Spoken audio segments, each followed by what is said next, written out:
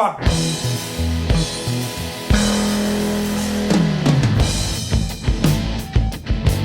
He's one of the sweetest people I've ever met. If you don't feel comfortable or relaxed around Andrew, there must be something wrong with you. Andrew's one of the best friends you could ever ask for. If any one of us is down and out, he's the first guy to show up, guitar in hand, ready to work it out.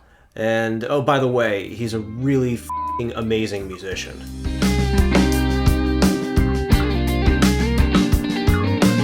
I was born in New Jersey. When I was 3 months old, I moved to Riverside, California. I think that really rubbed off on me quite a bit. But when I was 8 years old, I came out to Point Pleasant Beach, New Jersey, and I was in Madison, New Jersey, New York City, back to Jersey, Oregon, and here I am back in Jersey again. I started singing in church. I went to Latter-day Saints church when I was a kid. That's the Mormon church. So that was really where it started for me. Around the age of 13, I think, maybe a little bit before, I developed an interest in playing guitar, and right around the same time also joined the school band and played trombone. And from then, it's just gotten worse and worse. What instruments do you play? Well, the only one I play well, I think, is guitar, but, I also play mandolin, violin, harmonica, a little piano, some banjo, some ukulele. It's a lot. It is a lot. Yeah, it's a whole lot of instruments. Yeah, it takes up a lot of space. Anytime I listen to something, I just kind of feel like, I want to do that. So, I was listening to a lot of bluegrass, that meant I picked up a banjo. That's just sort of how it goes. So over time, those are the ones I've picked up.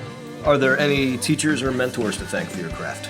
I used to take classical voice lessons with a man named John Bonnell, and you know how, you try to go on lessons and say, oh yeah, I practiced this for this long and this for this long, and he'd say, all right, sing it for me, and he'd be like, so you didn't. No bullshit. And, he forced me to work hard, and so I'm eternally grateful to him.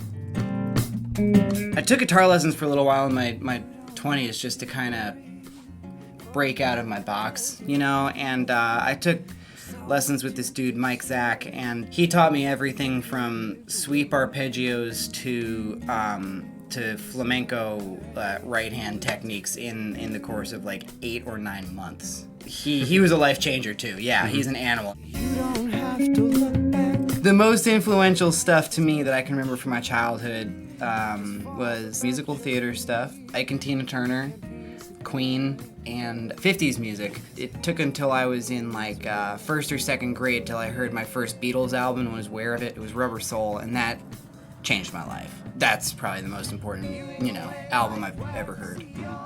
What about current musical influences? I sort of tend to change up what I'm listening to any given week at this point. Some of my regulars are Frank Zappa, Jaco Pastorius, Paco de Lucia.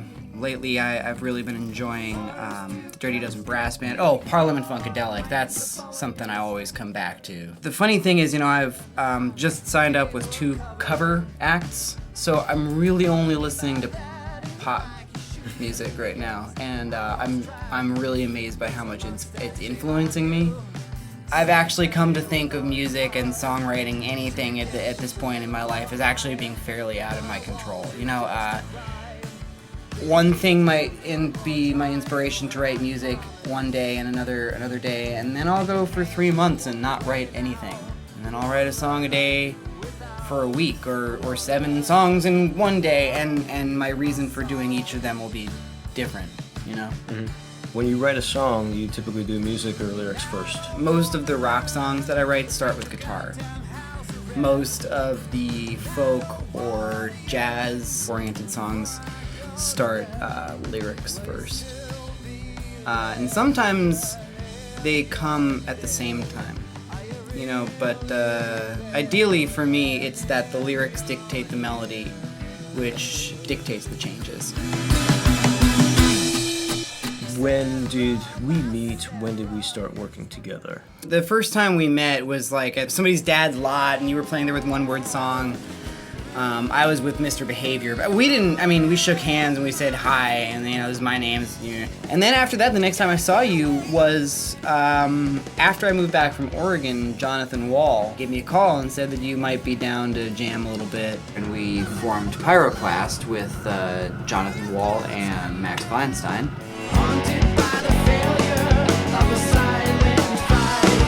Pyroclast is what I remember. He's up there and he's just blowing the guitar away, Good voice too, man. You can tell that he's comfortable at what he's doing. He's comfortable singing, he's comfortable playing, and he's a talented man.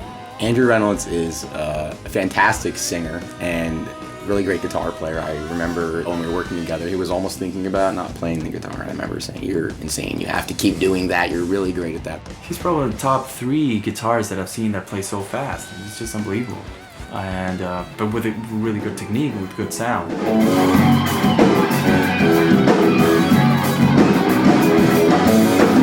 And well, he has a great voice.